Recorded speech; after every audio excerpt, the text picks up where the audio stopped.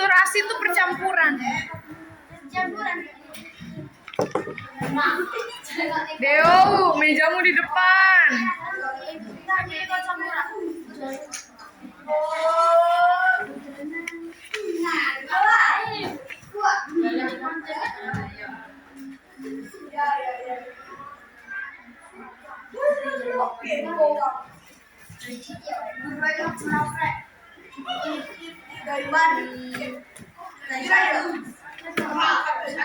Day 5. Five.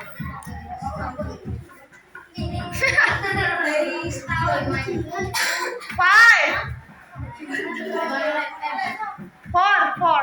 Ya. Kan kita dari Selasa. Bahasa Inggris yang pas apa?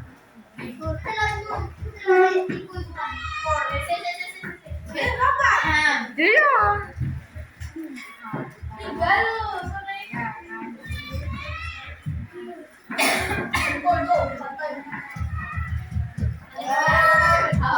Jihan, mejanya di depan, jangan kayak Deo.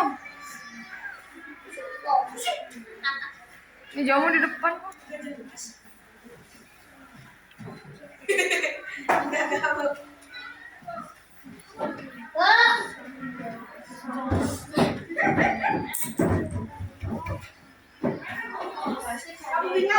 Apa sih babu?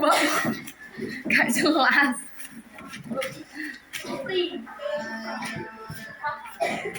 Yang sudah selesai dikontrak.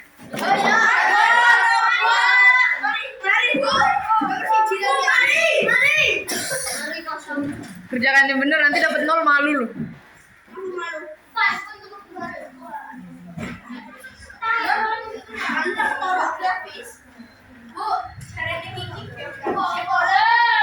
Ayo, geografis apa? Letak geografis Indonesia, berarti geografis apa?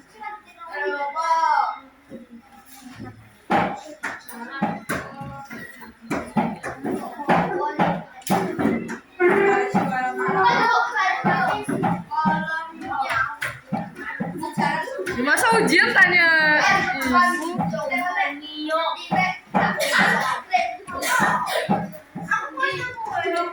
Azam dikerjakan. Ada aja kelakuannya pagi-pagi.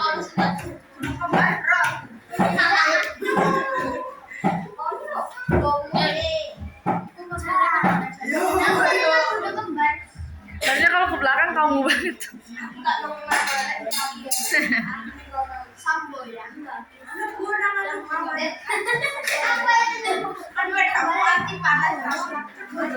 Loh.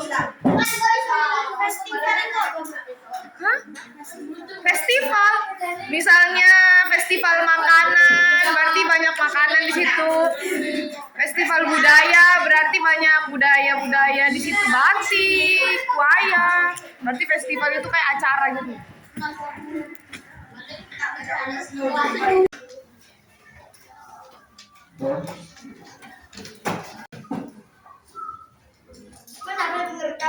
Iya.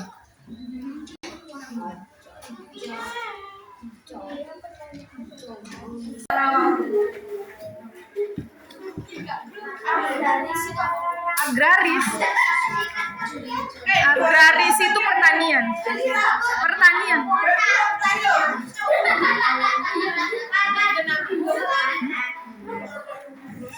Yang rame ibu ambil soalnya ya Deo dari tadi. Apa? Kenapa? Oke. PKN sama IPAS.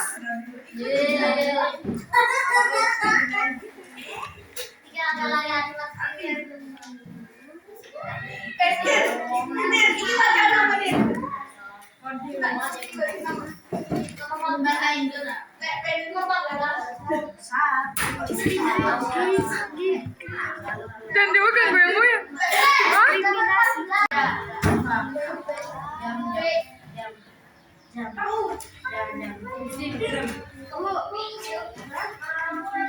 Apa nah?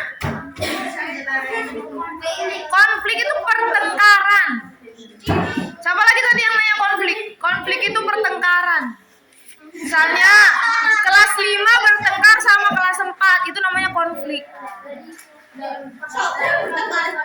Contoh, Ipin kelasmu di mana Ipin? Ujian kok di luar? Nah iya. Kelasnya tapi bukan di situ. Tolong kertas ujiannya Ipin diambilkan.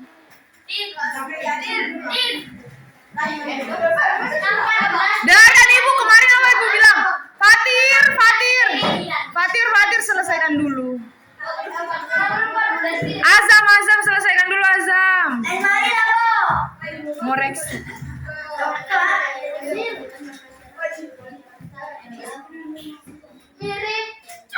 Deo mejanya sampai miring-miring loh. Semiring topinya. Azam tuh kopiannya kok jadi kayak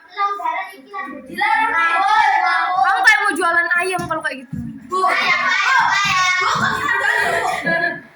Hai Alfi, kopiannya yang lurus. Soalnya kopiannya kayak punya Fatir itu loh, Fatir Ipin itu Fate lurus. Makin. Jawaban kopiannya yang benar. Hah? Mengagumkan lah.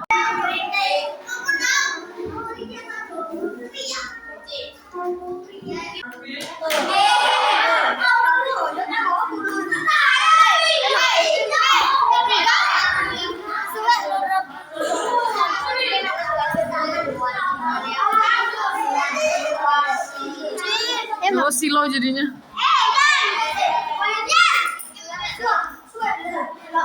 Video ini.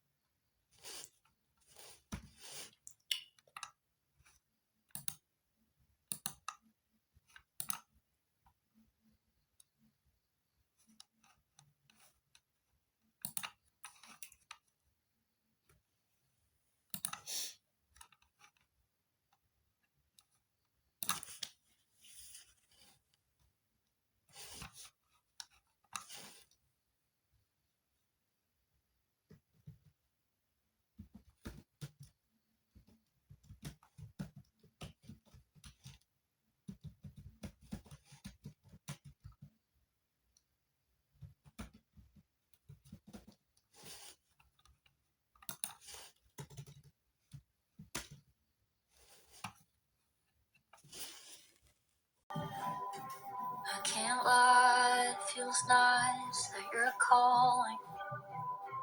You sound sad and alone and you're stalling. And for once, I don't care about what you want, as long as we keep talking. I mean, you gotta admit, the history's kind of unmatched. Asian Calvinism, we made it out of that. But whether whether we're free will or predestined. Clearly, I've not learned my lesson even now. Goo dolls are dead to me the way you should be too, but you bring them up along with how much I fucking miss you. Maybe I'm just not better than this, I haven't tried. Maybe life's less romantic when I don't wanna die. One night I was born in bed, stalked you on the internet, feminine intuition, 'cause I always had a vision of us getting like this. All pressed up in the bedroom, like you looking like an angel on the walls at first sight. The most alive I've ever been, but kiss me and I'm mine. One night I was born in bed and stalked you on the internet, feminine intuition, 'cause I always had a vision of us getting like this. All pressed up in the bedroom, like you looking like an angel on the walls at first sight. The most alive I've ever been, but kiss me and I'm mine. Feminine intuition, 'cause I always had a vision of us getting like this. All pressed up in the bedroom, like you looking like an angel on the walls at first sight. The most alive I've ever been, but kiss me and I'm mine. One night I was born in bed, stalked you on the internet, feminine intuition, 'cause I always had a vision of us getting like this. All pressed up in the bedroom, like you looking like an angel on the walls at first sight. The most alive I've ever been, but kiss me and I'm mine.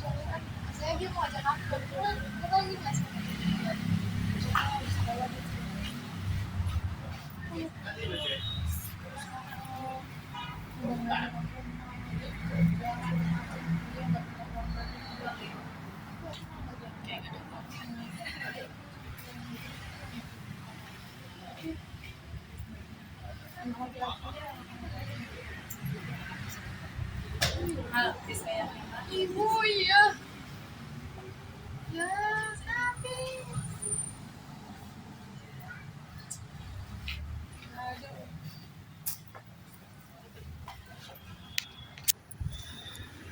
Nggak ada yang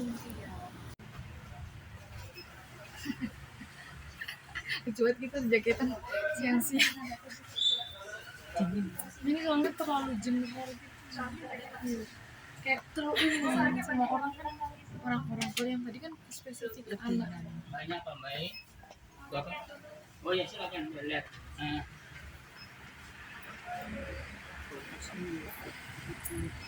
Betul. Bagus nih.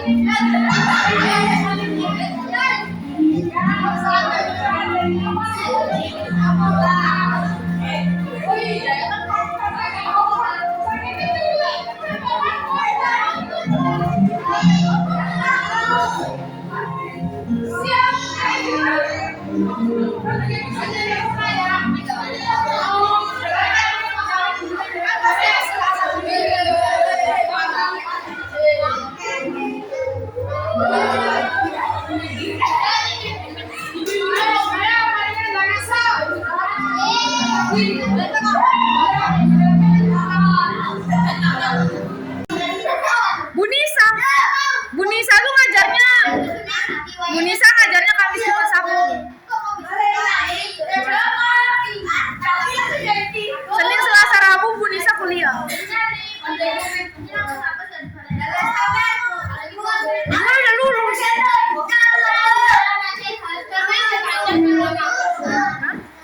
Kenapa?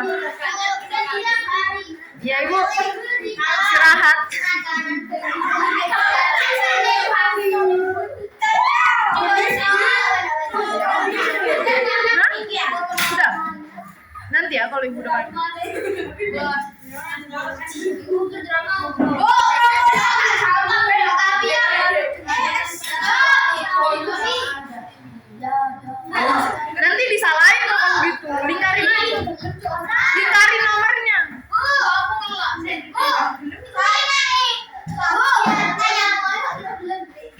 Jadi udah selesai ya, Zam? Banser itu loh yang biasanya pakai baju.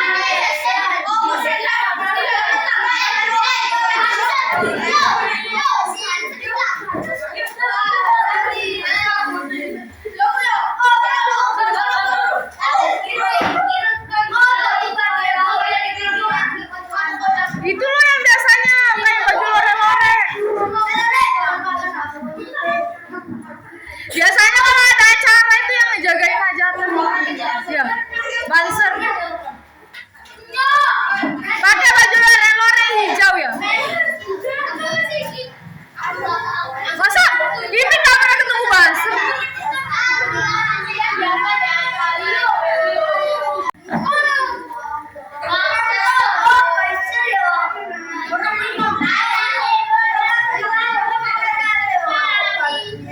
Deo, 15 menit lagi. Ya bingung lu jelasinnya, pokoknya yang itu. Kayak keamanan, tapi punyanya NU. Itu namanya banser. Kayak gini lah, kayak tentara tapi punyanya NU. Kalau tentara kan punyanya Indonesia, kalau banser punyanya NU. Ya. Ban punyanya mobil, motor.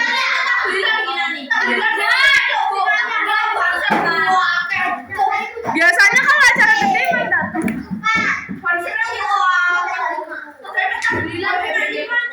Biarin aja. Biasanya diundang itu, disuruh bantu jaga.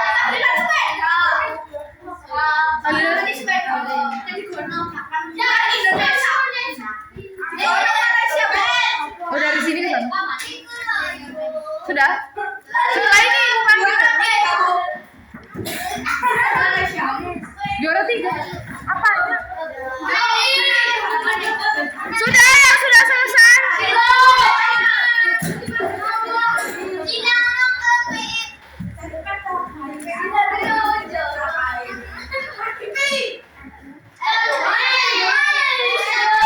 Kai sudah? Sudah Gigi? Sudah. Aira ada depan, temennya nggak selesai kalau mau ngobrol. Sila, kok kamu bisa pindah duduknya?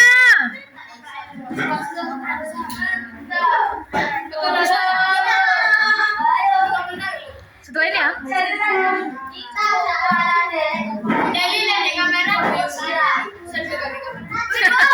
Masa gitu?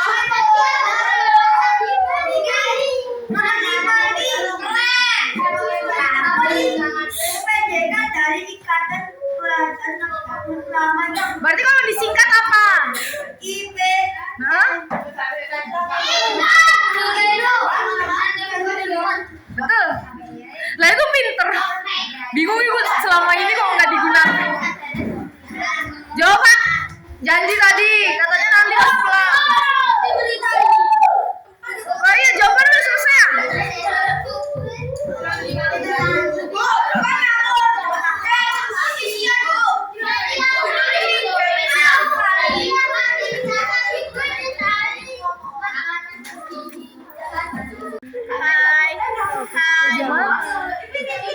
Apa miring? Jas. Ya, jas. Jus. Jas friend itu kayak jus apa? Emang kayaknya aneh ya jas friend-nya. Lewat juga berarti dikatakan jas friend. Nice lah. Aku jadi keras. Belum. Jangan ditutup, Paris Manda aja kelakuannya. Paling. Ya, cantik kita sih Nora.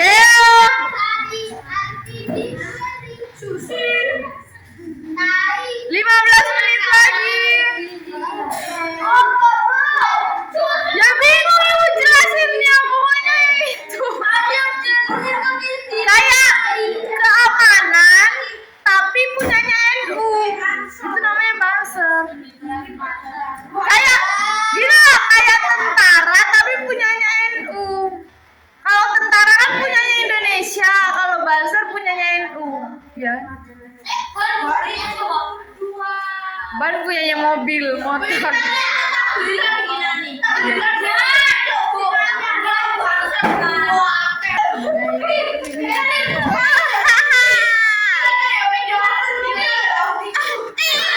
Mukanya aja nenek udah cantik-cantik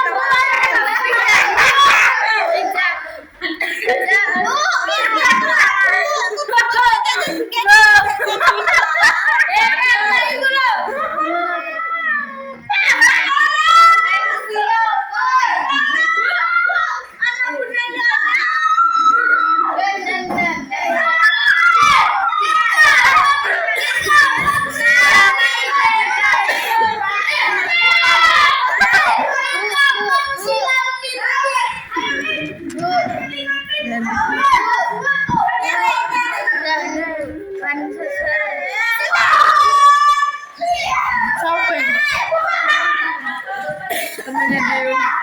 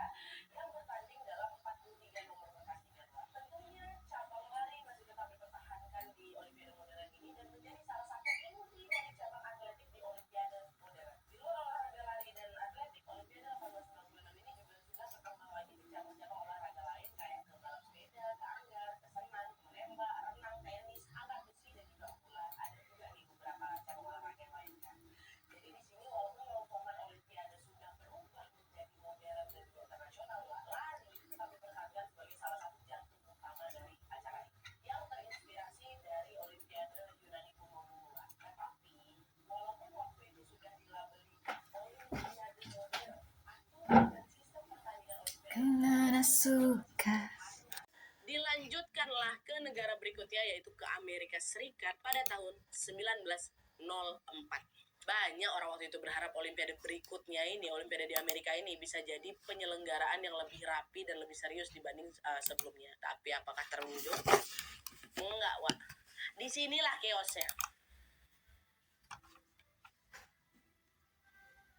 Setelah Paris selesai, giliran Amerika Serikat yang menjadi tuan rumah berikutnya untuk Olimpiade ini pada tahun 1904. Setelah dua Olimpiade pertama modern ini terasa masih penuh kekurangan, Wak, banyak orang berharap Olimpiade 1904 di Amerika bisa menjadi ajang yang lebih tertata dan lebih profesional lah ya kan. Tapi yang terjadi malah sebaliknya. Olimpiade di Amerika ini justru menjadi salah satu penyelenggaraan yang paling chaos dalam sejarah awal Olimpiade modern, Pak. Jadi, ini awalnya Olimpiade 1904 sebenarnya akan direncanakan atau dilaksanakan di Chicago, Wak. Tapi di saat yang sama kota St. Louis juga lagi menyiapkan acara besar namanya World Fair 1904. Ini nih pameran raksasa yang menampilkan teknologi, industri, budaya, dan berbagai hiburan, Wak, dari macam-macam negara juga. Karena pihak penyelenggara World Fair itu nggak mau perhatian publik terpecah antara dua acara besar, kan berarti kalau ada World Fair terus ada Olimpiade kan terpecah, nih orang jadi bingung kan mau datang yang mana ya, kayak gitu. Akhirnya muncullah itu dorongan supaya Olimpiade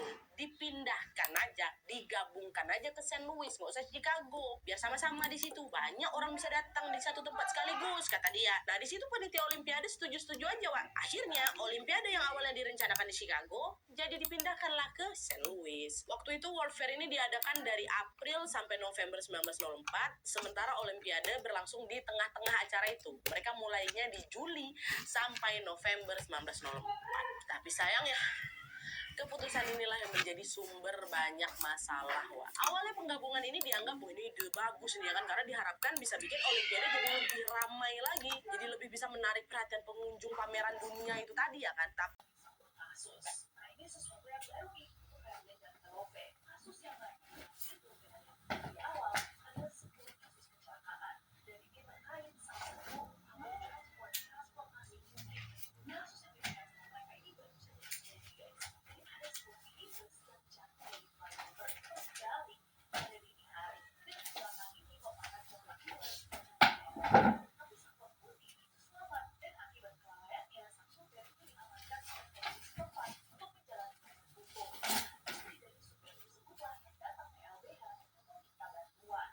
Now that Revlin and Velope involved, jadi inilah kasus di mana Revlin sama Velope masuk ke dalam tim yang menangani. Singkat cerita, akhirnya tim ini tim dari LBH dan LBH tersebut untuk meminta keterangan. Padahal mereka sama Pak Supir apa yang sebenarnya terjadi, dan di awal mereka berbilang sama Pak Supir, Pak tolong ya dijawab sejujur-jujurnya agar kami tahu bagaimana kami bisa membantu Bapak. Tim LBH kemudian menanyakan a series of questions, berbagai pertanyaan, dimulai dengan pukul berapa kira-kira kecelakaannya terjadi, Pak? Dijawab kira-kira jam 2 dini hari. Apakah Bapak dalam keadaan sehat saat menyetir? Atau Bapak mungkin dalam kondisi lelah? Saya sehat dan saya tidak lelah sama sekali. Menyetir di malam hari itu adalah kerjaan sehari-hari saya, jadi saya tidak biasa. Dan ditambah 15 menit sebelum kecelakaan itu terjadi, minibus kami baru saja istirahat di tempat peristirahatan. Jadi saya yakin betul bahwa saya itu dalam kondisi prima, sehat walafiat, segar. Lalu apa yang membuat Bapak hilang kendali? Gini, saat saya jalan flyover, tiba-tiba ada seperti tangan di mata saya. Saya tiba-tiba tidak bisa melihat jalan. Saya panik dan akhirnya hilang kendali. Dan minibus yang saya bawa terus dari flyover sampai terbalik.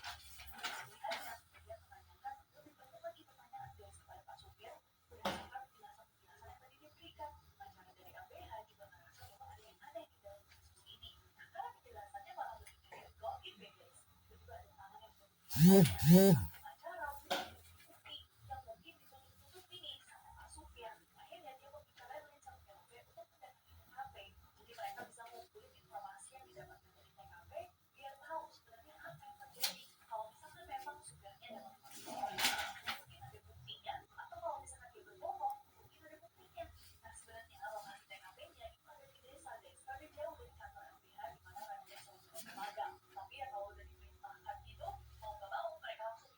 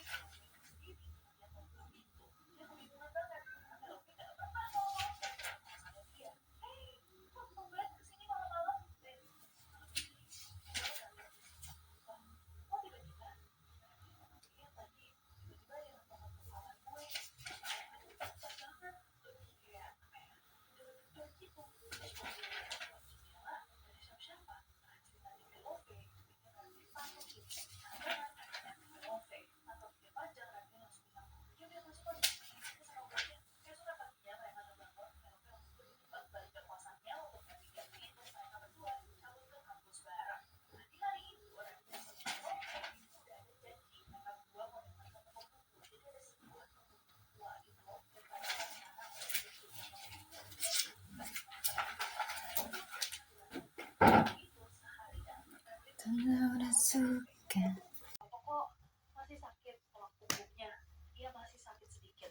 Nah, iya tadi ngomong, nggak mau gua kontrol, masih diserang dan bebas. Apa? Aduh tadi waktu kita ketemu sama Kak gua kan tinggalin kalian berdua. Itu gara-gara gua ngeliat ada sosok di pojok ruangan. Dia langsung merinding. Dia kepikiran, dia ingat pukul cuma Velovi tadi. Tapi sebelum dia bisa ngomong apapun, Velovi melanjutkan ceritanya. Terus tadi gue maksa kan buat dia cabut dari bangun itu. Soalnya gue ngeliat di antara lo sama Kak Kenan ada yang berdiri sosok warnanya hitam. Terus dia ngadep ke lo dan dia ngeliatin lo liat. Dan gue bilang, sama kita kan enggak sih, tapi aduh ada yang lebih seram lagi. Kenapa Vel? Tadi pas kita ke toko buku yang kedua, toko buku baru itu, kita kan mencar.